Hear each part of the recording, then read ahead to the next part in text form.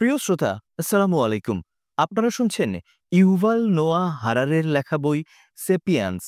আজ পড়ছি বইটির ১৯তম অধ্যায়। অতঃপর তারা সুখে শান্তিতে বসবাস করতে লাগল। গত ৫০০ বছরে পৃথিবী নামক এই গ্রহটি অনেকগুলো শ্বাসরুদ্ধকর উত্থান-পতনের ভেতর দিয়ে গেছে। মিলেমিশে এক হয়ে গেছে তার বিভিন্ন অংশের পরিবেশ ও ইতিহাস। অর্থনীতির বিকাশ হয়েছে প্রায় বিস্ফোরণের মতো। আজ সমগ্র মানবজাতির যত সম্পদ, তার পরিমাণ রূপকথাকেও হার মানিয়ে দেবে। ইতিহাসের এই সময়কালে বিজ্ঞান আর শিল্পের বৈপ্লবিক উন্নতি মানুষকে প্রায় অতিমানবীয় ক্ষমতায় এনে দিয়েছে। বদলে গেছে পৃথিবীর সামাজিক কাঠামোর, তার সঙ্গে বদলে গেছে পৃথিবীর রাজনীতি, মানুষের জীবনধারা ও চিন্তাধারা। কিন্তু এত পরিবর্তনের পরেও সেই পুরনো প্রশ্নটা থেকেই যায়, আমরা কি সুখী হতে পেরেছি? গত ৫ শতাব্দীর জমা হওয়া সম্পদ কি আমাদের সন্তুষ্টি দিয়েছে? শক্তির অফুরন্ত ভাণ্ডার আবিষ্কার করেছি আমরা, কিন্তু অফুরন্ত শান্তির খোঁজ কি মিলেছে? মানুষের বুদ্ধিভিত্তিক বিপ্লবের পরবর্তী প্রায় ৭০,০০০ বছরে পৃথিবী কি আগের চেয়ে আরেকটু বেশি বসবাসযোগ্য হয়েছে? চাঁদের মাটিতে অক্ষয় পদচিহ্ন রেখে আসার সময় নীল আর্মস্ট্রং যে আনন্দ অনুভব করেছিলেন, তা কি ৩০,০০০ বছর আগে শবে গুহার দেয়ালে হাতের ছাপ এঁকে দেওয়া নাম না জানা যাযাবর মানুষটার চেয়ে বেশি? তা যদি নাই হবে, তাহলে এতগুলো বছর ধরে কৃষিকাজ, নগরপত্তন, লেখালেখি, টাকা, সাম্রাজ্য, বিজ্ঞান, শিল্প এগুলো কেন করতে গেলাম আমরা? এই প্রশ্নগুলো নিয়ে অবশ্য ঐতিহাসিকেরা তেমন একটা মাথা ঘামান না।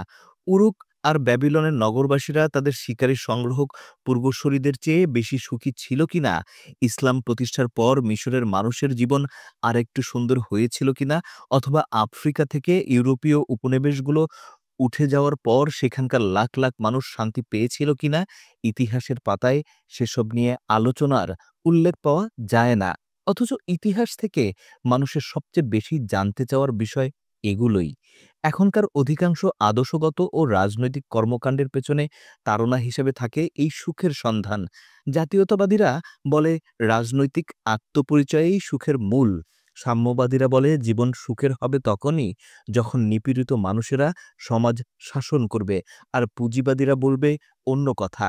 তারা বলবে পণ্যের মুক্তবাজারি পারে মানুষকে সুখী জীবন দিতে, কারণ এভাবেই অর্থনৈতিক প্রবৃদ্ধি আসবে, আর তার ফলে মানুষের সম্পদ বাড়বে আর তারা আরও স্বনির্ভর হবে। কিন্তু কোনো উচ্চতর গবেষণা যদি এই দাবিগুলোকে ভুল প্রমাণিত করে, তখন অর্থনৈতিক প্রবৃদ্ধি আর স্বনির্ভরতা যদি মানুষকে সুখী করতে না পারে, তাহলে পুঁজিবাদ কি কাজে লাগবে? বড় কোনো সাম্রাজ্যের প্রজারা যদি কোনো ছোট স্বাধীন দেশের নাগরিকদের চেয়ে সুখে থাকে, তাহলে এই যেমন যদি প্রমাণ করা যায় যে আলজেরিয়ার মানুষেরা ফ্রান্সের কাছ থেকে স্বাধীনতা পাওয়ার আগেই বেশি ভালো ছিল, তাহলে উপনিবেশ বিরোধী রাজনৈতিক আত্মপরিচয়ের সমর্থকেরা কি বলবেন? এসব প্রশ্নের উত্তর দেওয়া দূরে থাক, এখন পর্যন্ত কোনো ইতিহাসবিদ এই প্রশ্নগুলো তোলেনি। ইতিহাস পর্যালোচনায় বাদ যায় না কিছুই। রাজনীতি, সমাজ, অর্থনীতি, লিঙ্গ, রোগব্যাধি, যৌনতা, ভাত-কাপড় সবকিছু নিয়েই ইতিহাসে আলোচনা হয়। কেবল এগুলো মানুষকে সুখ দিতে পারে কিনা সেই প্রশ্নে সবাই নীরব। এই ব্যাপারটা নিয়ে অল্প কিছু মানুষ মাথা ঘামালেও সুখী হওয়ার ব্যাপারে জ্ঞানী থেকে অজ্ঞ সবারই ধারণা অস্পষ্ট। একদিক থেকে চিন্তা করলে দেখা যায় ইতিহাসের শুরু থেকে এ পর্যন্ত আসতে আসতে মানুষের সক্ষমতা অনেকটাই বেড়ে গেছে। আর যেহেতু মানুষ সাধারণত দুর্দশা মোচন ও আশা পূরণ করতেই তার অর্জিত ক্ষমতা ব্যবহার করে, তাই বলা যায় আজকের মানুষ নিঃসন্দেহে মধ্যযুগের মানুষের চেয়ে বেশি সুখী, প্রস্তর যুগের মানুষের চেয়ে তো বটেই। কিন্তু এই আশাবাদী যুক্তি আসলে তেমন গ্রহণযোগ্য নয়, কারণ আমরা দেখেছি নতুন নতুন আচরণ ও দক্ষতা মানুষকে উন্নততর জীবন দিতে পারে না। কৃষি বিপ্লবের সময়ে চাষাবাদ করতে শিখে মানুষের সমষ্টিগতভাবে পরিবেশকে নিয়ন্ত্রণ করার ক্ষমতা বেড়েছিল, অথচ একজন ব্যক্তি মানুষের জীবন হয়ে গিয়েছিল আরও রুক্ষ। একজন সংগ্রাহকের তুলনায় একজন কৃষকের একদিকে কাজও করতে হতো বেশি, অন্যদিকে তার খাবারের বৈচিত্র্যও আর পুষ্টিগুণও ছিল কম। রোগভোগের আশঙ্কাও কৃষকদেরই বেশি ছিল। আবার ইউরোপের দিকে তাকালে দেখা যায় সাম্রাজ্য বিস্তারের ফলে তাদের সমষ্টিগত ক্ষমতা অনেক বেড়েছে, তাদের আদর্শ, চিন্তাধারা, প্রযুক্তি আর বৈচিত্র্যময় খাবার ছড়িয়ে পড়েছে সারা পৃথিবীতে। বাণিজ্যের নতুন নতুন পথ তৈরি হয়েছে, অথচ আফ্রিকা, আমেরিকা আর অস্ট্রেলিয়ার কোটি কোটি আদিবাসী মানুষকে তো অন্তহীন দুর্ভোগ ছাড়া আর কিছুই দেয়নি। মানুষের মধ্যে ক্ষমতা পেলেই সেটা অপব্যবহার করার একটা প্রবণতা আছে। কাজেই ক্ষমতার চর্চার মাধ্যমে মানুষ সুখী হবে এমনটা ভাবা বোকামি। এই তত্ত্বের বিরোধীদের অবস্থান পুরোপুরি উল্টো। তাদের মতে মানুষের ক্ষমতা ও সুখের মধ্যে সম্পর্কটা আসলে বিপরীত। ক্ষমতা সবসময় মানুষকে দুর্নীতি ও অন্যায়ের পথে চালিত করে। তাই মানুষের হাতে যত ক্ষমতা আছে, ততই এই পৃথিবীটা একটা শীতল যান্ত্রিক পরিবেশের দিকে এগিয়ে যাচ্ছে, যে পরিবেশ আমরা চাইনি। বিবর্তন মানুষকে দেহে মনে একটা শিকারী সংগ্রাহক প্রাণী হিসেবেই তৈরি করেছিল। সেখান থেকে প্রথমে কৃষি নির্ভর ও পরে শিল্প নির্ভর জীবনে প্রবেশ করে মানুষ তার প্রাকৃতিক জীবন হারিয়েছে। এই কৃত্রিম জীবন তার চাওয়াগুলো পূরণ করতে পারছে না, তার সহজাত প্রবৃত্তিকে প্রকাশিত হতে দিচ্ছে না, তাই তার সন্তুষ্টিও হচ্ছে না। আদিম মানুষের ম্যামথ শিকারের যে সুতীব্র উত্তেজনা আর বন উল্লাস, তা আজকের একটা শহরে মধ্যবিত্ত পরিবারগুলো কল্পনাও করতে পারবে না। আমাদের প্রত্যেকটা নতুন আবিষ্কার আমাদের কাঙ্ক্ষিত স্বর্গ থেকে একটু একটু করে দূরে সরিয়ে নিয়ে যাচ্ছে। আবার সব আবিষ্কারই যে খারাপ তাও নয়, এর বিপরীত উদাহরণও আছে। আমাদের ভেতর থেকে শিকারী সংগ্রাহক সত্তাটা হারিয়ে গেছে, কিন্তু কিছু কিছু দিক থেকে দেখলে সেটা খুব খারাপও নয়। গত 2 শতাব্দীতে চিকিৎসা ব্যবস্থার যে উন্নতি হয়েছে, তাতে শিশু মৃত্যুর হার 33% থেকে 5%-এ নেমে এসেছে। এর ফলে মৃত্যুর হাত থেকে বেঁচে যাওয়া সেই সব শিশু ও তাদের পরিবারের জীবনে যে সুখ এসেছে, তা বিনা তর্কে মেনে নিতেই হবে। তাই অনেকের অবস্থান এই দুই রকম যুক্তির মাঝখানে। বৈজ্ঞানিক বিপ্লব আসার আগের সময়ে ক্ষমতা ও সুখের সম্পর্কটা অস্পষ্ট ছিল। মধ্যযুগের একজন কৃষক হয়তো তার শিকারী সংগ্রাহক পূর্বসূরির চেয়ে খারাপ অবস্থায় ছিল, কিন্তু গত কয়েকশো বছরে মানুষ তার ক্ষমতাকে আরও বিচক্ষণতার সাথে কাজে লাগাতে শিখেছে। তারই একটা উদাহরণ হলো চিকিৎসা বিজ্ঞানের উন্নতি। আরও অন্যান্য দৃষ্টান্ত হিসেবে বলা যায় সহিংসতার পরিমাণ অনেকখানি কমে আসা, আন্তর্জাতিক যুদ্ধবিগ্রহ প্রায় বন্ধ হয়ে যাওয়া, মহামারী বিলুপ্ত হয়ে যাওয়া, এসবের কথা। কিন্তু এই ব্যাখ্যাও একদিক থেকে অতি সরলীকরণ দোষে দুষ্ট, কারণ এই ব্যাখ্যার ভিত্তি হলো খুব অল্প কিছু সময়ের তথ্য।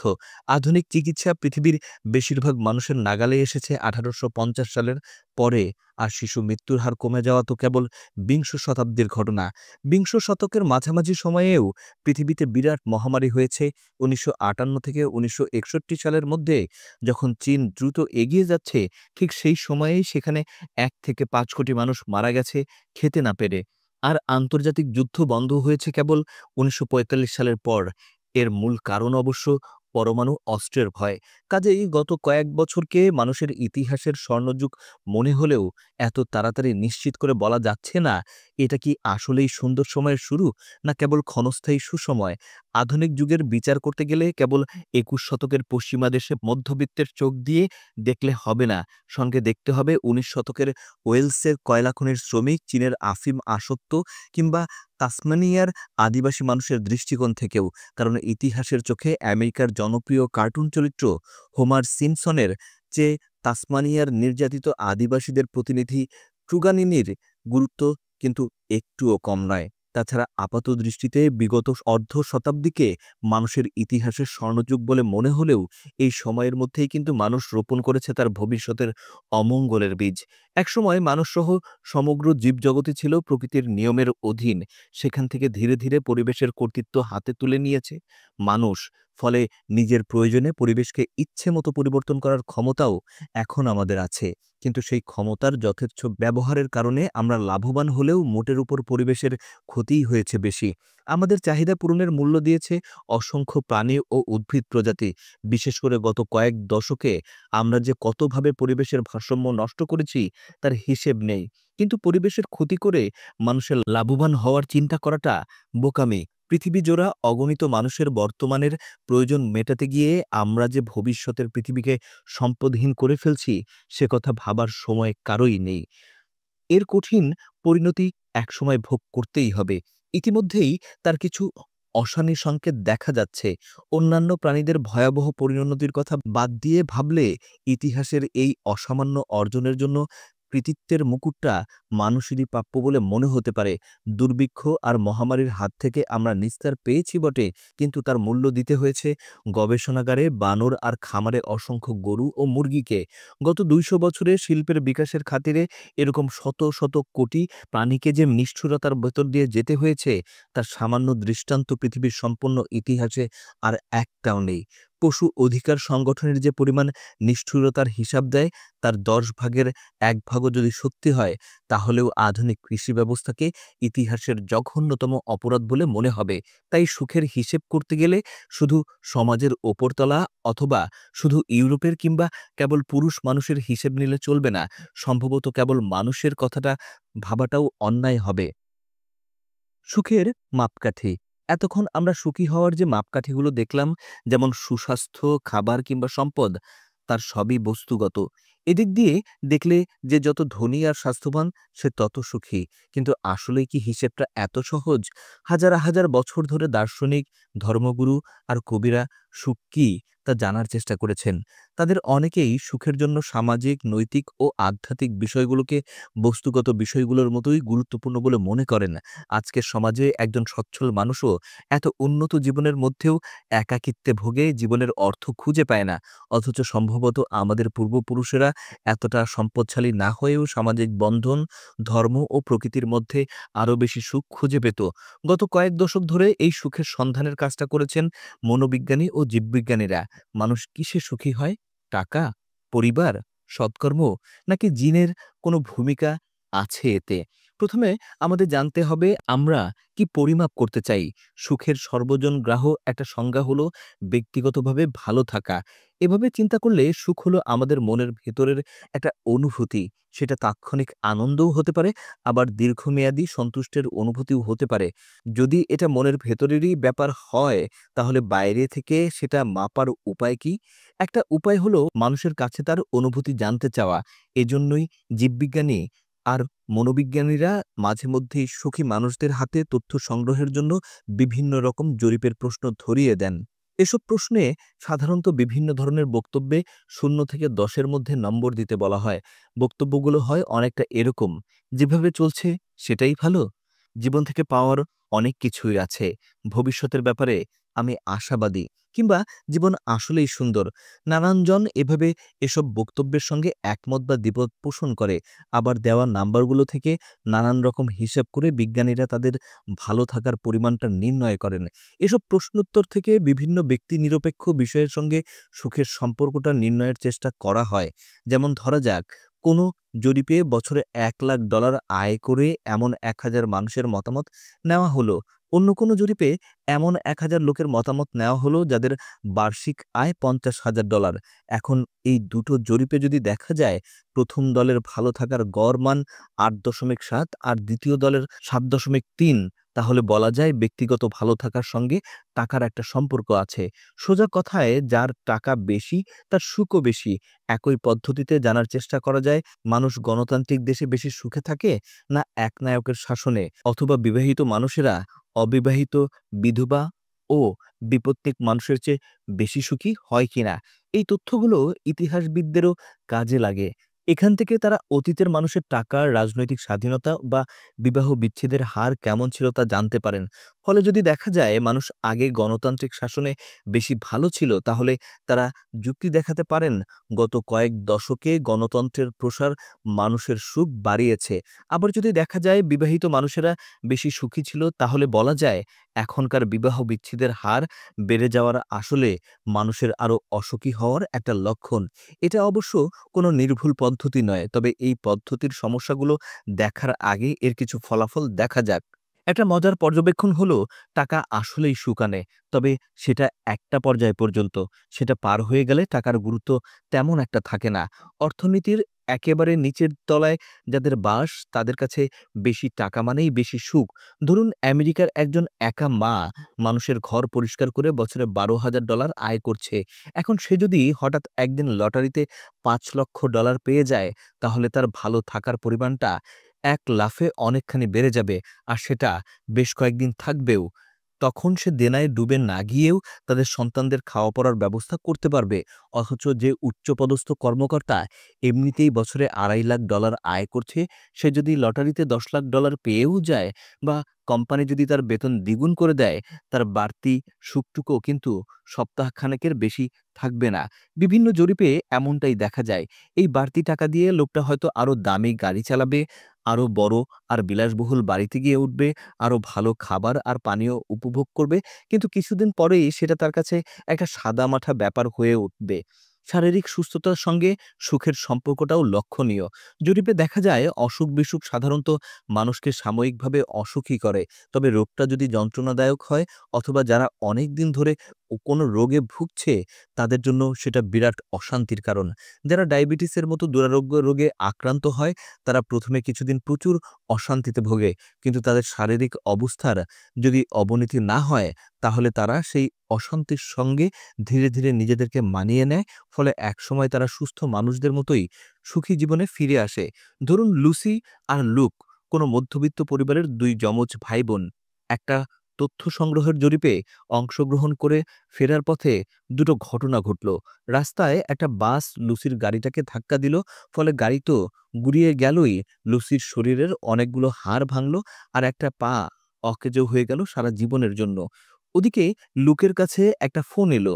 লুক জানতে পারল সে $1 কোটি লটারি জিতে গেছে।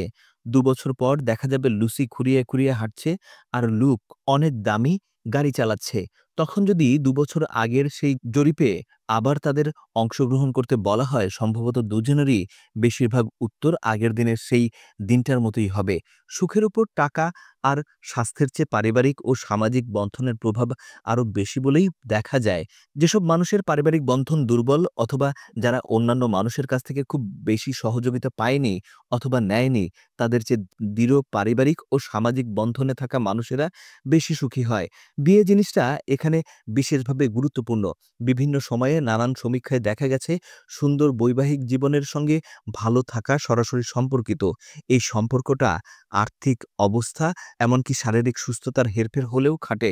আন্তরিক জীবনসঙ্গী, পরিবার ও উষ্ণ সামাজিক পরিবেশ পেলে একজন হতদরিদ্র, অসুস্থ মানুষও একজন একাকী কোটিপতি মানুষের চেয়ে অনেক বেশি সুখী জীবন কাটাতে পারে। তবে দারিদ্র্য খুব বেশি হলে বা কোনো যন্ত্রণাদায়ক রোগে আক্রান্ত হলে ফলাফল কিছুটা ভিন্ন হতেও পারে। এসব থেকে আরেকটা সম্ভাবনা দেখা যায়। গত ২০০ বছরে মানুষের বস্তুগত দিক থেকে প্রাচুর্য এসেছে। তাই এমনও হতে পারে যে এই প্রাচুর্যই পারিবারিক ও সামাজিক বন্ধন দুর্বল হওয়ার ক্ষতি খানিকটা পূরণ করে দিচ্ছে। যদি তাই হয় তাহলে ১৮০০ সালের একজন মানুষের চেয়ে এখনকার গড়পড়তা একজন মানুষের বেশি সুখী হওয়ার কথা নয়। এমনকি আমরা যে স্বাধীনতাকে এত গুরুত্ব দেই, সেটাই হয়তো আমাদের জন্য খারাপ হয়ে দাঁড়াতে পারে। আমাদের এখন জীবনসঙ্গী, বন্ধু-বান্ধব ও প্রতিবেশী বেছে নেওয়ার স্বাধীনতা আছে। আবার তাদেরও তো স্বাধীনতা আছে আমাদের ছেড়ে যাওয়ার। আমাদের নিজেদের জীবনকে নিজেদের ইচ্ছেমতো সাজানোর স্বাধীনতা যত বাড়ছে, যেকোনো ধরনের বন্ধনে জড়িয়ে পড়াটাও ততই কঠিন হয়ে যাচ্ছে। তাই এসব বন্ধন আলগা হতে, হতে আমরা ক্রমেই একাকী জীবনের দিকে এগিয়ে যাচ্ছি। তবে এসব গবেষণায় সবচেয়ে গুরুত্বপূর্ণ আবিষ্কার হলো সুখ আসলে সম্পদ, সুস্বাস্থ্য বা সামাজিক বন্ধনের উপর নির্ভর করে না, বরং সেটা নির্ভর করে মানুষের অবস্থা ও তার ব্যক্তিগত চাহিদার উপর। যদি কেউ একটা গরুর গাড়ি চায়, তাহলে গরুর গাড়ি পেলেই সে সন্তুষ্ট, আর কিছুর দরকার নেই। কেউ যদি একটা ঝকঝকে নতুন ফেরারি গাড়ি চায়, একটা পুরনো ফিয়াট গাড়ি পেয়ে তার মন ভরবে না। এটাই স্বাভাবিক। এজন্যই লটারিতে জেতা আর ভয়ঙ্কর কোনো দুর্ঘটনা দুটোই অনেক সময় পরে মানুষকে একই অবস্থায় নিয়ে যায়। যখন আমাদের অবস্থা ভালো থাকে, আমাদের চাহিদাগুলো ফুলে ফেঁপে ওঠে, তাই বড়, বড় প্রাপ্তিগুলোও তখন আমাদের সুখ দিতে পারে না। আবার যখন পরিস্থিতি খারাপের দিকে যায়, তখন আশার বেলুনও চুপসে যায়। তাই সেই খারাপ পরিস্থিতিতেও নিজেকে অসুখী মনে হয় না। এখন মনে হতে পারে, এ আর নতুন কি? আর এসব জানার জন্য এত গবেষণারই বা কি আছে? আমরা কি চাই তার চেয়ে আমাদের যা আছে তা নিয়ে আমরা সন্তুষ্ট কিনা, এটা অনেক বেশি গুরুত্বপূর্ণ। এ কথা তো ধর্মগুরু, কবি আর দার্শনিকেরা কয়েক হাজার বছর আগে থেকেই বলে আসছে। তবু আমাদের আধুনিক গবেষণার ফল আমাদের প্রাচীন পূর্বসূরীদের চিন্তার সঙ্গে মিলে যাচ্ছে, এটা দেখতে ভালোই লাগে। সুখের ইতিবৃত্ত জানতে হলে আগে আমাদের মানুষের আশা আকাঙ্ক্ষার ব্যাপারটা ভালো করে বুঝতে হবে। সুখ যদি কেবলই স্বাস্থ্য, সম্পদ আর সামাজিক সম্পর্কের মতো কিছু ব্যক্তি নিরপেক্ষ বিষয়ের উপর নির্ভরশীল হতো, তাহলে বিষয়টা একটু সহজ হতো। কিন্তু দেখা যাচ্ছে সুখ আসলে ব্যক্তিগত চাওয়া পাওয়ার ওপরে নির্ভরশীল, যা প্রত্যেক মানুষের জন্য আলাদা আলাদা। তাই সেটা তলিয়ে দেখাটাও বেশ কঠিন। আমাদের এখন অনেক রকম ব্যথানাশক অথবা ঘুমের ওষুধ আছে, কিন্তু সুখ শান্তির ব্যাপারে আমাদের চাহিদা আর নানা বিষয়ে অসহিষ্ণুতা এত বেড়ে গেছে যে আমাদের পূর্বপুরুষদের চেয়ে আমাদের অনেক বেশি দুঃখ বেদনা সহ্য করতে হচ্ছে। এই চিন্তাধারাটা মেনে নেওয়া একটু কঠিন। সমস্যার শেকড়টা আসলে লুকিয়ে আছে আমাদের মনস্তত্ত্বের গভীরে লুকিয়ে থাকা একটি ভুল প্রবণতার মধ্যে। আমরা যখন ভাবি যে অন্যরা কতটা সুখী বা আগের মানুষেরা কতটা সুখী ছিল, আমরা সবসময় তাদের জায়গায় নিজেকে বসিয়ে চিন্তা করি। কিন্তু সেটা ঠিক নয়, কারণ এভাবে চিন্তা করতে গেলে আমরা অন্যদের উপর নিজেদের চাহিদাগুলোকে চাপিয়ে দেই। এখনকার যেকোনো সমৃদ্ধ সমাজে প্রতিদিন গোসল করে নতুন কাপড় পরাটাই রীতি। অথচ মধ্যযুগের একজন কৃষক গোসল না করেই মাসের পর মাস কাটিয়ে দিত। কাপড়গুলোও বদলাতো কালে ভাদ্রে। এটা চিন্তা করলে আমাদের গা গুলিয়ে আসতে পারে। কিন্তু তাদের এতে কোনো ভ্রূক্ষেপ ছিল না। তারা তাদের দীর্ঘদিন গোসল না করা শরীর আর ময়লা দুর্গন্ধময় কাপড়েই অভ্যস্ত ছিল। এমন নয় যে তারা নতুন কাপড় চায় কিন্তু সেটা পাচ্ছে না, বরং তাদের যা ছিল সেটা নিয়েই তারা সন্তুষ্ট ছিল। কাজেই কাপড় যতদিন টেকে ততদিন তারা সুখী। অবশ্য একটু চিন্তা করলেই দেখা যায় এতে আসলে অবাক হওয়ার কিছু নেই। আমাদের বিবর্তনীয় আত্মীয় শিম্পাঞ্জিদের কথাই ধরুন, তারাও গোসল করে না বললেই চলে, আর কাপড় বদলানোর ঝক্কি তো তাদের নেই। আমাদের পোষা বিড়াল, কুকুর রোজ গোসল করে নতুন জামাকাপড় পরে না, তবু তাদের কোলে নেই, গায়ে হাত বুলাই। মানব শিশুদের বেলায়ও দেখা যায় তারা গোসল করতে পছন্দ করে না। অথচ বাবা মায়ের শিক্ষা ও শাসনে থেকে কয়েক বছরের মধ্যেই তারা এই অদ্ভুত রীতিতে দিব্যি অভ্যস্ত হয়ে যায়। সবই আসলে চাওয়া পাওয়ার ব্যাপার। যদি সুখের সংজ্ঞা হয় ইচ্ছে পূরণ, তাহলে বলতে হয় দুটো জিনিস আমাদের সুখের সঞ্চয় খালি করে দিচ্ছে। একটা হলো গণমাধ্যম, অন্যটা হলো বিজ্ঞাপন শিল্প। ৫,০০০ বছর আগের কোনো গ্রামের একজন ১৮ বছর বয়সী মানুষ নির্দ্বিধায় নিজেকে একজন আকর্ষণীয় মানুষ ভাবতে পারত, কারণ তার গ্রামে আর যে জনা ৫০ মানুষ ছিল তাদের বেশিরভাগই হয় বৃদ্ধ নয়তো একেবারে শিশু। কিন্তু আজকের দিনে এরকম বয়সের একজন মানুষ সেই সন্তুষ্টিটুকু না পেয়ে হীনমন্যতায় ভোগে। তার স্কুলের বাকি সবাই যদি দেখতে খারাপও হয়, তাতেও তার শান্তি নেই, কারণ সে নিজেকে তুলনা করছে চলচ্চিত্রের নায়ক নায়িকা, খেলোয়াড় কিংবা সুপার মডেলদের সঙ্গে। আমাদের টেলিভিশন, রাস্তার পাশের বিলবোর্ড আর ফেসবুক তাকে এই তুলনাটা করতে বাধ্য করছে। কাজেই এমনটাও হতে পারে যে তৃতীয় বিশ্বের মানুষের অশান্তির কারণ শুধু দারিদ্র্য, রোগবালাই, দুর্নীতি আর রাজনৈতিক অস্থিতিশীলতাই নয়, তার সঙ্গে যুক্ত হয়েছে উন্নত বিশ্বের জীবনধারাও। দ্বিতীয় রামাসেস বা ক্লিওপেট্রার যুগের চেয়ে হোসনি মোবারকের মিশরের একজন মানুষের না খেয়ে, রোগে ভুগে বা কোনো সন্ত্রাসী কর্মকাণ্ডে মারা যাওয়ার আশঙ্কা অনেক কম। দুটোকে মিলিয়ে দেখলে ২০১১ সালে মিশরের একজন নাগরিকের তার সৌভাগ্যের জন্য ঈশ্বরকে ধন্যবাদ দিয়ে রাস্তায় নেমে নাচানাচি করার কথা। অথচ তারা মোবারককে গদি থেকে নামানোর জন্য আন্দোলন করেছে। এর কারণ হলো তারা নিজেদের অবস্থাকে ফারাওদের মিশরের সঙ্গে তুলনা করে দেখছে না, তুলনা করছে সমসাময়িক ওবামার আমেরিকার সঙ্গে। যদি এমনই চলতে থাকে তাহলে অমরত্ব মানুষকে সুখ দিতে পারবে না। ধরুন বিজ্ঞান একদিন সব রোগের ওষুধ আবিষ্কার করে ফেলল, অথবা মানুষের বয়স বেড়ে যাওয়া ঠেকিয়ে দিয়ে মানুষের চির যৌবনের অধিকারী হওয়ার ব্যবস্থা করে ফেলল, তাহলে তার অবধারিত ফলাফল হবে পৃথিবী জুড়ে তীব্র আক্রোশ আর প্রবল দুশ্চিন্তার মহামারী। এই ধরনের কোনো কিছু যদি কখনো আবিষ্কার হয় তাহলে দেখা যাবে পৃথিবীর বেশিরভাগ মানুষ যাদের এটা কেনার সামর্থ্য নেই, তারা রাগে ফেটে পড়বে। ইতিহাসে সবসময় একটা জিনিস দেখা গেছে, গরিব দুঃখী মানুষ একটা জায়গায় সান্ত্বনা খুঁজে পায়, যে মৃত্যুর কাছে ধনী গরিব সব সমান, সেই জায়গাটাও আর থাকবে না। দেখা যাবে গরিব মানুষ ঠিকই একদিন মারা যাবে, আর ধনীরা চিরযৌবন নিয়ে বেঁচে থাকবে চিরকাল। আবার এই অমরত্ব পাওয়ার সামর্থ্য যাদের হবে তারাও যে খুব সুখে থাকবে এমন নয়।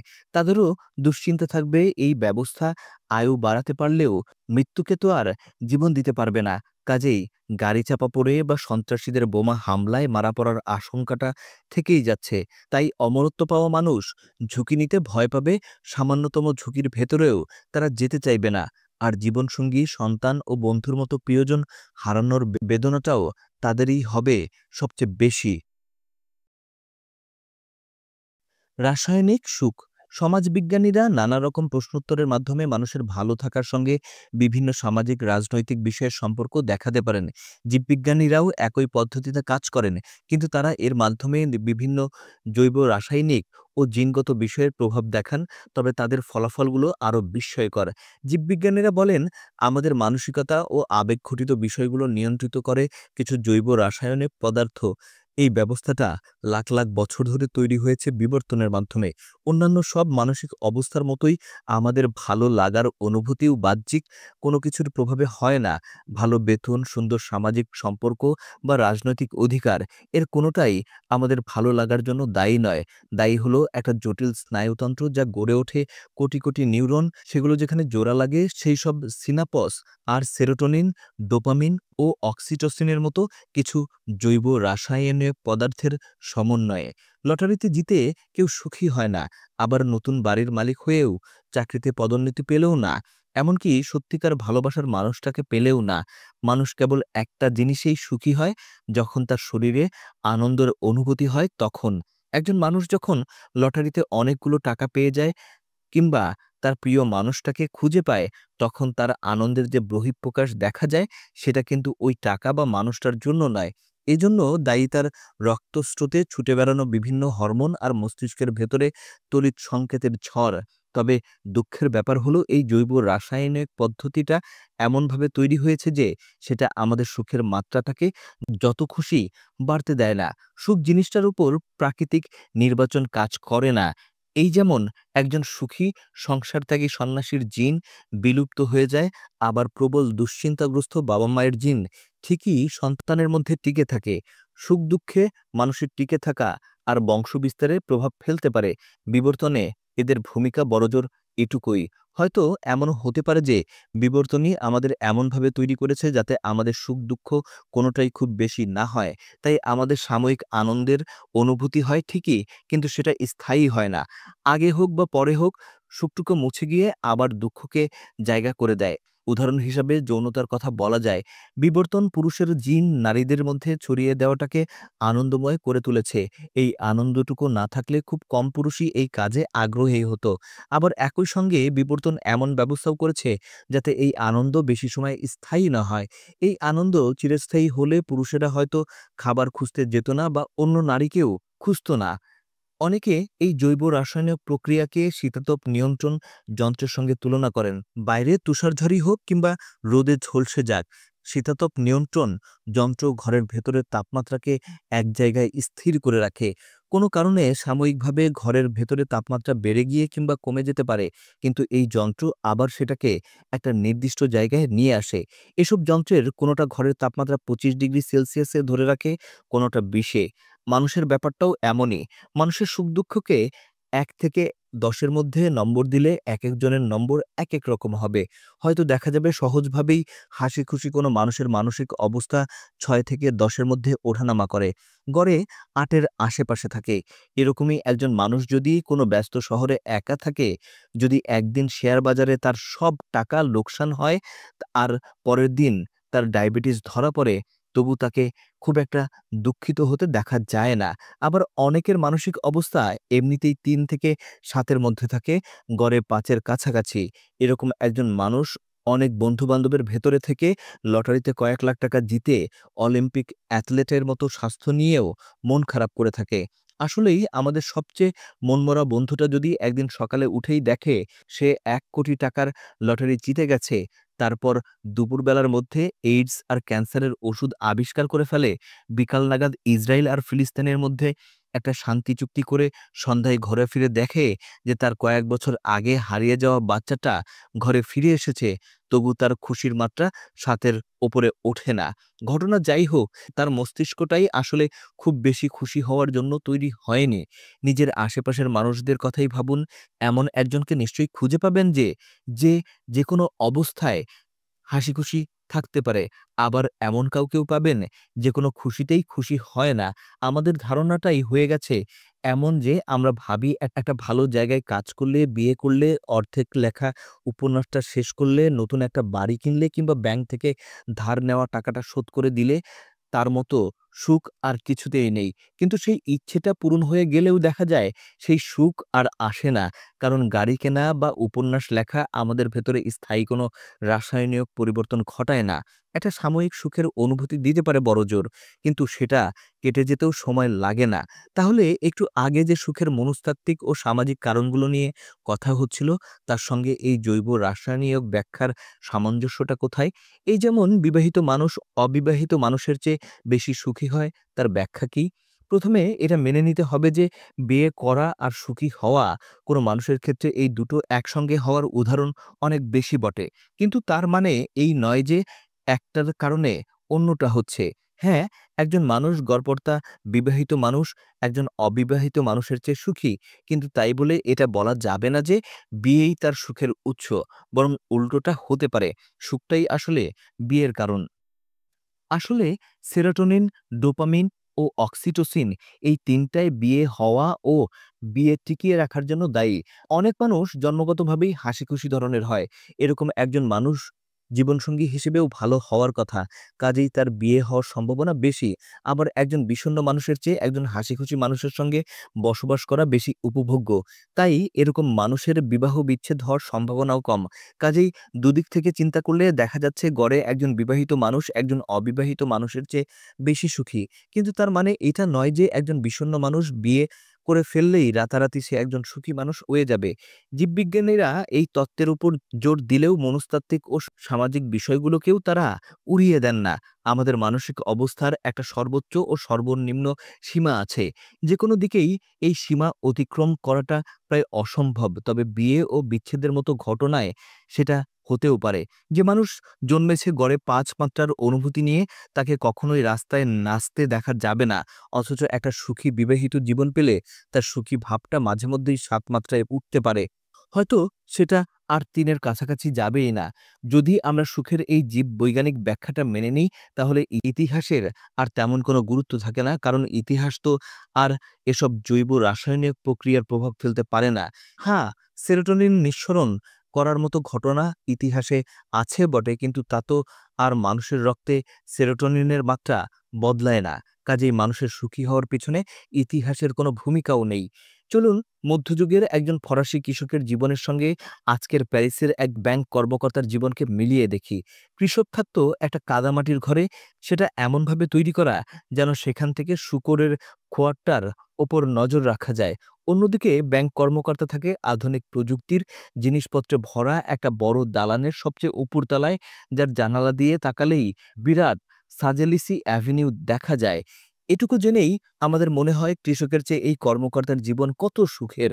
অথচ আসল ব্যাপার হলো মানুষের সুখের উপর এই কাদামাটির ঘর, উঁচু দালানের ঘর, শূকরের খোয়ার বা চওড়া রাস্তার কোনোটারই ভূমিকা নেই, সেরোটোনিনের আছে। সেই মধ্যযুগের কৃষক যখন তার কাদামাটির ঘরটা বানালো, তখন তার মস্তিষ্কের নিউরনে সেরোটোনিনের ক্ষরণ শুরু হলো।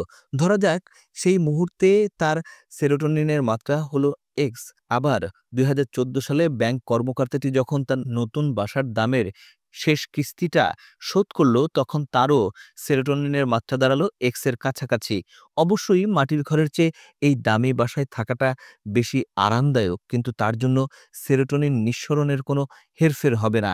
কাজেই এই আধুনিক ব্যাংক কর্মকর্তার সুখের পরিমাণ তার কয়েক পুরুষ আগের গরিব কৃষকের চেয়ে একটুও বেশি নয়।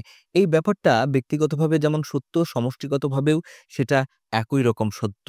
উদাহরণ হিসেবে ফরাসি বিপ্লবের কথাই ধরুন। সে সময়ে বিপ্লবীরা অনেক কিছু করেছিল।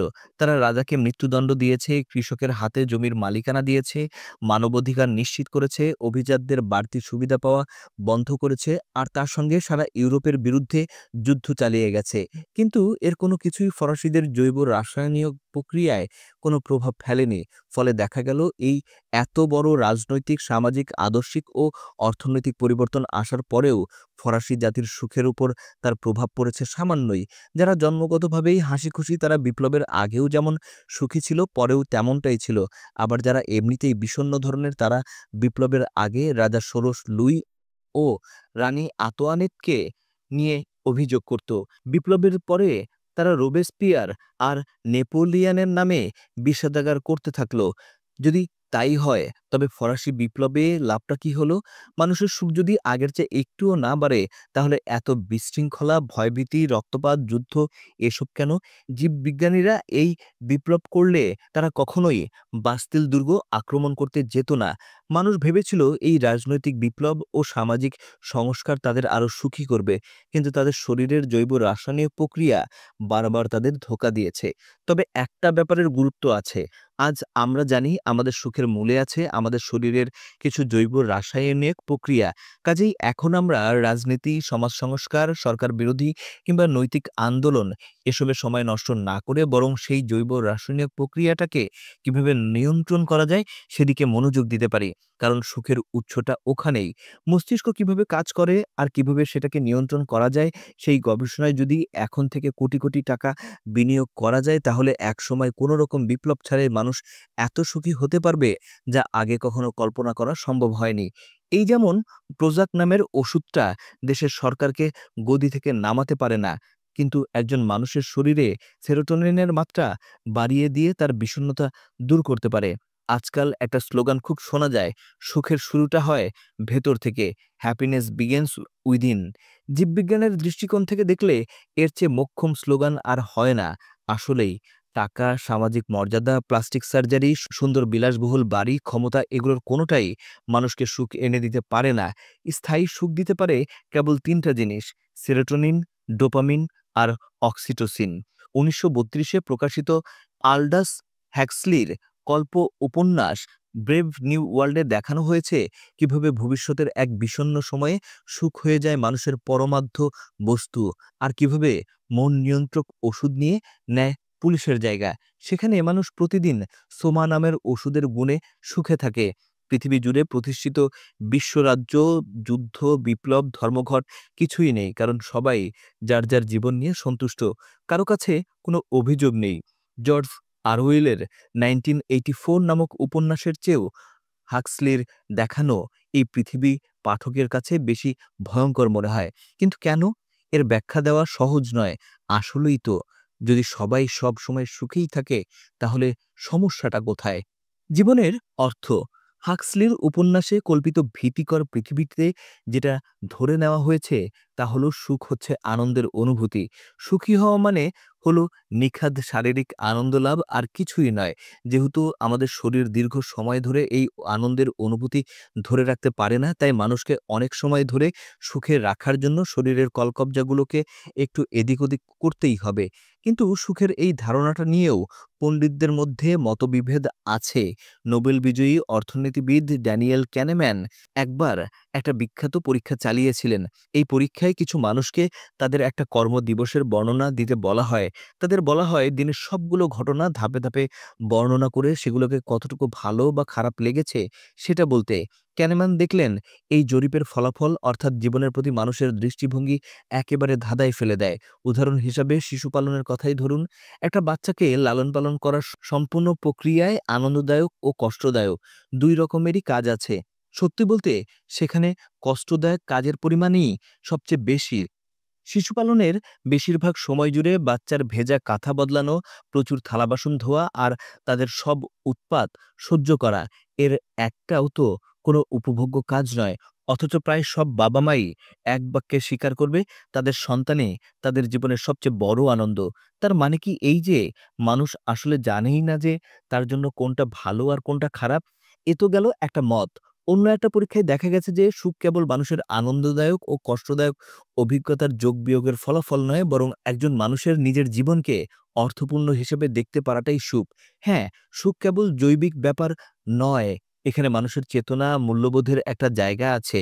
সন্তান পালনকে আমরা একটা স্বৈরাচারী শিশুর আজ্ঞাবহ দাস হয়ে থাকা হিসেবে দেখব, নাকি একটা নতুন জীবনকে ভালোবাসা দিয়ে বড় করে তোলা হিসেবে দেখব, সেটা নির্ধারণ করে আমাদের মূল্যবোধ। নিৎসে বলেছেন, বেঁচে থাকার পেছনে যদি কোনো কারণ খুঁজে পাওয়া যায় তাহলে যেভাবেই হোক বেঁচে থাকা যায়। কষ্টে ভরা জীবনও প্রচণ্ড স্বস্তিদায়ক হতে পারে যদি সেই জীবন ধারণের পেছনে কোনো উপযুক্ত কারণ থাকে। আবার একটা অর্থহীন জীবন অনেক আরামের মধ্যেও দুঃসহ হয়ে ওঠে। পৃথিবীর সব সভ্যতা ও সব যুগের মানুষই প্রায় একই রকমের আনন্দ ও কষ্টের ভেতর দিয়ে গিয়েছে। তারপরও জীবনের অর্থ এক মানুষের কাছে এক রকম। সেদিক থেকে দেখলে সুখ জিনিসটাকে জীববিজ্ঞানীরা যতটা সহজভাবে দেখেন আসলে তা তত সহজ নয়। আর সেটা আধুনিকতার পক্ষেও যায় না। জীবনকে একেবারে প্রতি মিনিট ধরে পর্যালোচনা করলে দেখা যায় মধ্যযুগের মানুষের জীবন ছিল খুবই কঠিন। তখন যারা পরকালের অনন্ত সুখের জীবনের কথা বিশ্বাস করত তাদের কাছে নিজের জীবন যথেষ্টই অর্থপূর্ণ ছিল। তার তুলনায় এখনকার একজন অধার্মিক মানুষের জীবনের শেষ পরিণতি হলো অর্থহীন বিস্তৃতির মধ্যে হারিয়ে যাওয়া। মোটের উপর তোমার জীবন নিয়ে তুমি কি সন্তুষ্ট? এরকম একটা প্রশ্ন দিয়ে যদি একটা জরিপ চালানো যেত, সেখানে মধ্যযুগের মানুষেরাই বেশি নাম্বার পাওয়ার কথা। তার মানে কি এই যে মধ্যযুগের মানুষেরা পরকালের অলীক কল্পনার মধ্যে জীবনের অর্থ খুঁজে পেয়ে সুখী ছিল? আসলেই তাই? যতক্ষণ এই কল্পনার বেলুন চুকসে না যাচ্ছে, ততক্ষণ এই কল্পনার সুখী হতে বাধা কোথায়? তবে বিজ্ঞানের চোখে দেখলে মানবজীবন সম্পূর্ণ অর্থহীন। এই মানুষ নামের প্রাণী প্রজাতিটা আসলে অন্ধ ও উদ্দেশ্যহীন বিবর্তন প্রক্রিয়ার ফল। আমরা যা কিছু করি তা কোনো মহাজাগতিক পরিকল্পনার অংশ নয়। কাল সকালেই যদি এই পৃথিবী নামক গ্রহটা ধ্বংস হয়ে যায়, তাতে এই মহাবিশ্বের কিছুই আসবে যাবে না। বাকি সবকিছু তার নিজের মতোই চলতে থাকবে। অন্তত এতটুকু বলা যায় যে মানুষের অনুপস্থিতির কোনো প্রভাব কোথাও পড়বে না। কাজেই দেখা যাচ্ছে মানুষ জীবনের অর্থ নিয়ে যত কথাই বলুক, তার সবটাই আসলে কল্পনা।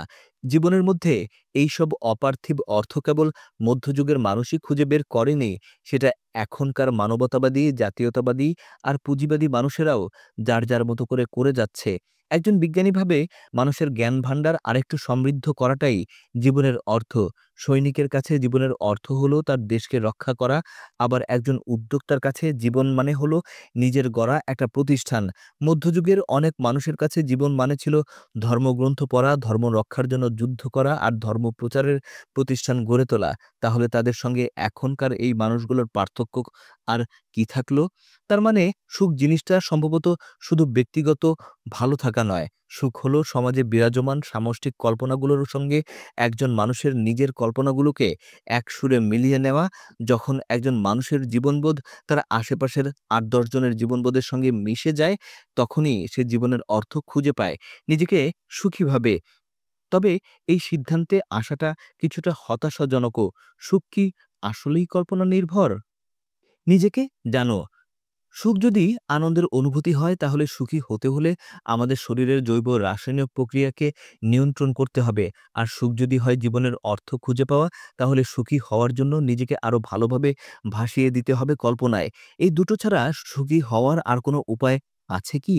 এই দুটো ধারণার মধ্যেই একটা জিনিস আছে। সেটা হলো, এখানে ধরে নেওয়া হচ্ছে যে সুখ হলো একটা ব্যক্তিগত ব্যাপার, সেটা আনন্দই হোক বা জীবনের অর্থ।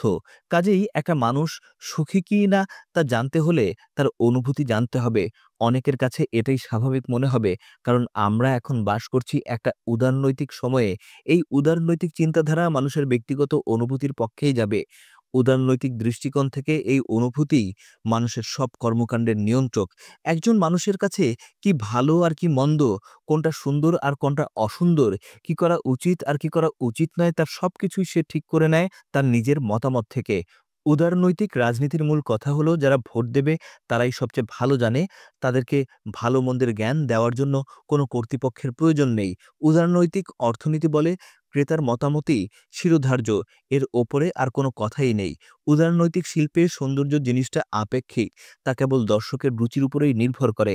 উদারনীতিতে চলা শিক্ষা প্রতিষ্ঠানগুলো শিক্ষার্থীদেরকে নিজের মতো করে চিন্তা করতে শেখায়। বিজ্ঞাপনগুলো আমাদের বলতে চায়, যা করতে ইচ্ছে হয় করে ফেলো। এই যুগের চলচ্চিত্র, নাটক, উপন্যাস, গান সবকিছুর মধ্যেই সেই একই বার্তা। নিজের কাছে সৎ থাকো, নিজের মনের কথা শোনো, কিংবা মন যা চায় তাই করো। ফরাসি দার্শনিক যা জ্যাক রুসো তো সোজাসুজি বলেছেন, যেটা আমার কাছে ভালো সেটাই ভালো। আর যা আমার কাছে খারাপ তাই খারাপ। যে মানুষটা একেবারে শিশুকাল থেকে এসব কথা শুনতে, শুনতে বড় হয়েছে তার কাছে সুখ অবশ্যই একটা ব্যক্তিগত ব্যাপার। একজন মানুষ সুখে আছে কিনা সেটা নির্ণয় করতে পারে কেবল সে নিজেই, অন্য কেউ নয়। তবে এই দৃষ্টিভঙ্গি কেবল এই উদারনীতিতেই দেখা যায়। ইতিহাস জুড়ে বিভিন্ন ধর্ম ও আদর্শিক মতবাদ সুখের নানা রকম নৈবেত্তিক মাপকাঠি প্রতিষ্ঠা করেছে। এসব মতবাদে সুখ জিনিসটা একজন ব্যক্তির নিজের মতামত বা অনুভূতির ঊর্ধ্বে বলেই মনে করা হয়। ডেলফিতে অবস্থিত অ্যাপোলোর মন্দিরের প্রবেশদ্বারেই তীর্থযাত্রীরা দেখতে পেত লেখা আছে, নিজেকে জানো। এই কথার গুঁড়ো অর্থ হল গড়পড়তা একজন মানুষ তার নিজের সম্পর্কেই আসলে জানে না, তাই সুখের সন্ধানও সে আর পায় না।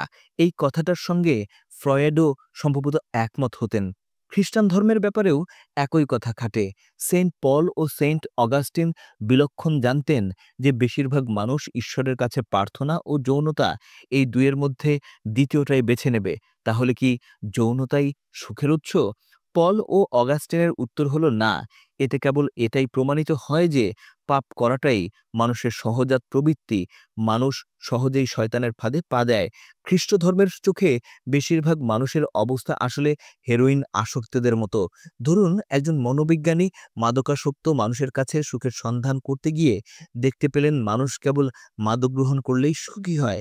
তাহলে কি তিনি তার গবেষণাপত্রে লিখবেন যে হেরোইনই হলো সুখের চাবিকাঠি? অনুভূতি জিনিসটা যে সুখের কোনো নির্ভরযোগ্য মাপকাঠি নয়, এ কথা কেবল খ্রিস্টানদের একার নয়। অনুভূতির প্রশ্নে ডারউইন, ডকিন্সও হয়তো সেন্ট পল ও সেন্ট অগাস্টিনের সঙ্গে একই সুরে কথা বলবেন। স্বার্থপর জিনতত্ত্ব বলে প্রাকৃতিক নির্বাচন অন্যান্য জীবের মতো মানুষের ক্ষেত্রেও জিনের স্বার্থই রক্ষা করে। সেটা যদি কোনো ব্যক্তির ক্ষতির কারণ হয় তবুও। অধিকাংশ পুরুষই তাদের সারা জীবন আরামায়েশ না করে দুশ্চিন্তা, খাটাখাটনি, প্রতিযোগিতা আর মারামারি করেই কাটিয়ে দেয়। কারণ তাদের ডিএনএ তার নিজের স্বার্থ রক্ষা করতেই তাকে দিয়ে এসব করিয়ে নেয়। অর্থাৎ শয়তান যেভাবে কাজ করে, ডিএনএও ঠিক সেভাবেই মানুষকে প্রলোভনের ফাঁদে ফেলে নিজ স্বার্থে কাজ করিয়ে নেয়। সুখের ব্যাপারে বেশিরভাগ ধর্ম ও আদর্শের অবস্থান এই উদারনীতির চেয়ে আলাদা। এগুলোর মধ্যে বৌদ্ধ ধর্মের কথা বিশেষভাবে উল্লেখযোগ্য। বৌদ্ধ ধর্ম এই সুখের সন্ধানকে যতটা গুরুত্ব দিয়েছে সম্ভবত আর কোনো কিছুই সেটাকে এত গুরুত্ব দেয়নি। ২৫০০ বছর ধরে এই ধর্ম মানুষের সুখের কারণ ও স্বরূপ বিশ্লেষণ করার চেষ্টা করেছে। এই কারণেই বিজ্ঞানীদের মধ্যেও বৌদ্ধ ধর্মের আদর্শ এবং এই ধর্মের বিভিন্ন রকমের ধ্যানের কলাকৌশল নিয়ে আগ্রহ বাড়ছে। বৌদ্ধ ধর্মের যেভাবে সুখের ব্যাখ্যা, তার মূল ভাবনাটা অনেকটা জীববৈজ্ঞানিক ব্যাখ্যার মতো। অর্থাৎ এখানেও বলা হয় যে সুখ মানুষের শরীরই উৎপন্ন, বাইরে থেকে আসে না। কিন্তু গোড়ার দিকে একই রকম হলেও এই ধর্ম উপসংহার পেয়েছে অন্যদিকে। বৌদ্ধ ধর্মমতে মানুষ সুখ বুঝতে পারে আনন্দের অনুভূতি দিয়ে, আর দুঃখ বোঝে কষ্টের অনুভূতির মাধ্যমে। তাই মানুষ নিজের অনুভূতিকে অনেক বেশি গুরুত্ব দেয়। তারা কষ্ট এড়িয়ে আরো বেশি আনন্দ পেতে চায়। তাই আমরা যা কিছু করি, পা চুলকাই, চেয়ারে নড়েচড়ে বসি কিংবা বিশ্বযুদ্ধ বাধাই, সবই করি আনন্দের অনুভূতি পাওয়ার জন্যই। কিন্তু সমস্যাটা অন্যখানে। বৌদ্ধ ধর্ম বলে মানুষের এই সুখ আর দুঃখ পরিবর্তনশীল। অনেকটা সাগরের ঢেউয়ের মতো আসে আর যায়। ৫ মিনিট আগেও যেই মানুষটা নিজেকে সুখী ভাবছিল, জীবনের উদ্দেশ্য খুঁজে পেয়েছিল, ৫ মিনিট যেতেই সেই সুখটুকু সরে গিয়ে দুঃখ এসে তাকে গ্রাস করে। তার মানে সুখী হতে হলে তাকে সারাক্ষণ সুখের পেছনে ছুটতে হবে আর দুঃখ থেকে পালিয়ে বেড়াতে হবে। অথচ এতে যদি সফলও হয় তাতেও কোনো লাভ নেই। কারণ এই অস্থায়ী সুখটুকু ফুরিয়ে গেলেই আবার সবকিছু শুরু করতে হবে প্রথম থেকে। তাহলে এই ক্ষণস্থায়ী সুখের পেছনে ছুটে কি লাভ? যা ধরে রাখা যায় না তাকে পাওয়ার জন্য কেন এই পণ্ডশ্রম? বৌদ্ধ ধর্ম বলে মানুষের এই দুর্ভোগের কারণ আসলে এই দুঃখ কষ্ট নয়, সুখ দুঃখের এই অর্থহীনতাও নয়, বরং সুখের পেছনে এই অবিরাম অর্থহীন ছুটে বেড়ানোই দুঃখের কারণ। এতে সুখের দেখা তো মেলেই না, বরং দুশ্চিন্তা, অস্থিরতা, অপ্রাপ্তিতে ভরে যায় জীবন। সুখের পেছনে ছুটে কেউ কোনোদিন সন্তুষ্ট হতে পারে না। এমনকি ক্ষণস্থায়ী আনন্দের সময়েও মনের ভেতর উকি দিয়ে যায় দুশ্চিন্তা। কারণ এই সুখ তো একসময় ফুরিয়ে যাবে। ক্ষণস্থায়ী সুখ মানুষকে এই দুর্ভোগ থেকে মুক্তি দিতে পারে না। এর থেকে মুক্তি মেলে তখনই যখন সে বুঝতে পারে যে সে সুখ ক্ষণস্থায়ী, আর বুঝতে পারে সে সুখের পেছনে ছোটা বন্ধ করে। বৌদ্ধ ধর্মের ধ্যানের উদ্দেশ্য এটাই। ধ্যানের মাধ্যমে মানুষ তার দেহ ও মনকে ভালোভাবে জানতে পারে, অনুভূতি ওঠানামা নিরপেক্ষ দৃষ্টিতে দেখতে পায়, ফলে বুঝতে পারে এসব কতটা অর্থহীন। এভাবে সুখের সন্ধান বন্ধ করতে পারলেই মনে দৃঢ়তা ও প্রশান্তি আসে। মনের ভেতরে সব রকম অনুভূতি আসবে যাবে, আনন্দ, ক্রোধ, হতাশা কিংবা কামনা যাই হোক, কিন্তু বিশেষ কোনো অনুভূতির জন্য তীব্র বাসনা ত্যাগ করতে পারলেই সবকিছু সহজ হয়ে যায়।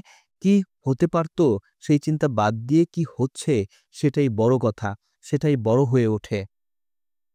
এই মানসিক প্রশান্তি অনুভূতি এতটাই গভীর যে সারা জীবন সুখের পেছনে ছুটে বেড়ানো একজন মানুষ সেটা কল্পনাও করতে পারে না।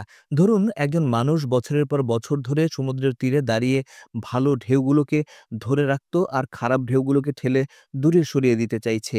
তার সারা জীবন এভাবে কেটে যাবে, কিন্তু এই কাজে সে সফল হবে না কোনোদিনও। অথচ সে যদি এই ব্যর্থ চেষ্টা না করে চুপচাপ বসে সবগুলো ঢেউকে আসতে যেতে দেয়, তাহলেই তার জীবন ভরে উঠবে প্রশান্তিতে। কিন্তু এই ধারণাটা আধুনিক পৃথিবীতে এত খাপছাড়া লাগে যে এখনকার উদারনৈতিক মানুষ এটাকে নিজেদের মতো করে সাজিয়ে নিয়েছে। এখনকার ধারণাটা অনেকটা এমন, সুখ আসলে বাইরের কোনো কিছুর উপর নির্ভর করে না, এটা নির্ভর করে আমাদের অনুভূতির উপর। তাই মানুষের টাকা, মর্যাদা এসবের পেছনে না ছুটে তার নিজের মানসিক শান্তির দিকে নজর দেওয়া উচিত। অথবা আরো কম কথায় বলতে গেলে সুখ আসে ভেতর থেকে। ঠিক এই কথাটাই জীববিজ্ঞানীরা বলেন, কিন্তু তারা বোঝাতে চান বুদ্ধ যা বলেছেন তার উল্টোটা। এই আধুনিক মতবাদ আর জীববৈজ্ঞানিক ব্যাখ্যার সঙ্গে বুদ্ধের বাণীর মিল শুধু এতটুকুই, কিন্তু আসল জায়গাটাতেই অর্থাৎ অনুভূতির ব্যাপারে অমিল আছে। বুদ্ধ বলেন যে সুখ আসলে আমাদের ভেতরের অনুভূতির ওপরেও নির্ভর করে না। আসলেই আমরা যতই আমাদের অনুভূতিকে বেশি গুরুত্ব দেই, ততই আমাদের মধ্যে ভালো অনুভূতির চাহিদা তৈরি হয়, আর তাতে আমাদের দুর্ভোগী শুধু বাড়ে। তাই বুদ্ধের পরামর্শ হলো বাহ্যিক অর্জনের সঙ্গে সঙ্গে ভেতরের অনুভূতিকে গুরুত্ব দেওয়া ও বন্ধ করতে হবে। ভালো থাকা বিষয়ক প্রশ্নে জরিপ চালালে একজন মানুষের ব্যক্তিগত অনুভূতি, ব্যক্তিগত সুখ ও আবেগের খবর পাওয়া যায়। অন্যদিকে বৌদ্ধ ধর্মের মতো কিছু কিছু ধর্ম ও দর্শন বলে এসব আবেগ অনুভূতির ঊর্ধ্বে উঠেও একজন মানুষের নিজেকে পুরোপুরি জানতে পারা, চিনতে পারার মাধ্যমেই মিলবে প্রকৃত সুখের সন্ধান। বেশিরভাগ মানুষই যে ভুলটা করে তা হলো তারা নিজের অনুভূতি, নিজের চিন্তা, পছন্দ অপছন্দ এসবের মধ্যে নিজের পরিচয় খোঁজে। এর ফলে সারা জীবন ধরে তারা কিছু অনুভূতির পিছু তাড়া করে, আর কিছু অনুভূতি থেকে পালিয়ে বাঁচতে চায়। এসব অনুভূতির কারাগারে আটকে থাকা এই মানুষগুলো কখনো বুঝতেই পারে না সে সুখ আর দুঃখ নয়, বরং এই ছুটে চলা আর পালানোর মনোবৃত্তি তাদের কখনো মুক্তি দেয় না। যদি তাই হয় তাহলে বলা যায় যে সুখের ব্যাপারে আমরা যা যা জেনেছি তার সবই ভুল। একজন মানুষের ইচ্ছাগুলো পূরণ হচ্ছে কি না বা সে আনন্দ পাচ্ছে কিনা, হয়তো সেসবের ভেতর তেমন কোনো গুরুত্ব নেই। আসল প্রশ্ন হলো মানুষ নিজের সম্পর্কে সত্যটা জানতে পারছে কিনা। যদি এদিক থেকেই চিন্তা করি তাহলে সেই আদিম শিকারী সংগ্রাহক মানুষ বা মধ্যযুগের কৃষকদের চেয়ে আমরা এই সত্যটা কতটুকু বেশি জানতে পেরেছি। সুখের ইতিবৃত্তি নিয়ে জোরে সোরে গবেষণা শুরু হয়েছে অল্প কয়েক বছর হলো। প্রাথমিক কিছু ধারণা তৈরি হচ্ছে, গবেষণা কিভাবে হবে সেসব কর্মপদ্ধতি যাচাই করে দেখা হচ্ছে। কাজেই এখনই এ ব্যাপারে কোনো জোরালো দাবি করা যাচ্ছে না, বরং এই মুহূর্তে সবচেয়ে গুরুত্বপূর্ণ বিষয় হলো যতভাবে সম্ভব কাজ চালিয়ে যাওয়া এবং সঠিক প্রশ্নের উত্তর খোঁজা। ইতিহাসের অধিকাংশ জুড়েই আছে বড় বড় মনীষীর আদর্শের কথা, বীর যোদ্ধাদের সাহসের কথা, ধার্মিক সন্ন্যাসীদের ত্যাগের কথা, আর গুণী শিল্পীদের সৃজনশীলতার কথা। ইতিহাস থেকে জানা যায় কিভাবে সমাজ গড়ে ওঠে, কিভাবে তা আবার ভেঙে পড়ে, কিভাবে বড় বড় রাজ্য তৈরি হয়ে আবার একদিন ধ্বংস হয়ে যায়, কিভাবে নতুন নতুন আবিষ্কার হয়, কিভাবে নতুন প্রযুক্তি ছড়িয়ে পড়ে সবখানে, অথচ ক্ষুদ্র ব্যক্তি মানুষের সুখ দুঃখের কথাগুলোর সেখানে ঠাঁই হয় না। সেখানে রয়ে গেছে বিশাল এক শূন্যস্থান। সেই শূন্যস্থান পূরণ করার এখনই সময়। প্রিয় শ্রোতা, এই ছিল আমাদের ১৯তম অধ্যায়। আশা করি আমাদের এই বইটি আপনাদের ভালো লাগছে। আমাদের এই বইটি যদি আপনাদের ভালো লাগে তাহলে অবশ্যই আমাদের চ্যানেলটি সাবস্ক্রাইব করবেন এবং বেল আইকনটি প্রেস করে রাখবেন, যাতে আমরা কোনো কিছু আপলোড দেওয়ার সাথে সাথেই আপনাদের কাছে নোটিফিকেশন চলে যায়। আর আপনারা কি বই শুনতে চান তা জানিয়ে আমাদের কমেন্টস করুন। আমরা চাই আমাদের বাংলা ভাষায় অডিও বুকের একটা সম্ভার গড়ে তুলতে, যেখানে মানুষ অডিও বুক শুনে তার নিজের জীবনের একটা বিশাল পরিবর্তন আনতে সক্ষম হবে। সবাই ভালো থাকবেন, আমাদের জন্য দোয়া করবেন। আল্লাহ হাফেজ।